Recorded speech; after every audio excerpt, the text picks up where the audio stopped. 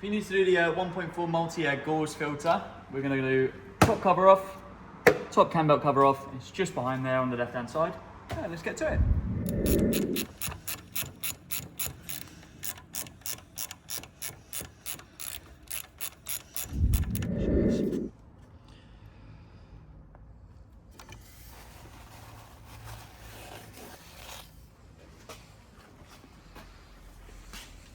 Okay, so here's the old one. Pretty gross. Compare that with a nice new clean one. Much healthier, see safe for it. If you're doing it in situ or without doing the cam belt or whatever, put some paper under there so you don't cover the belt in oil. But we're doing a new belt, so not the end of the world. Give it a good push. It clicks in, and then begin tightening it up. Remember to go just beyond flush.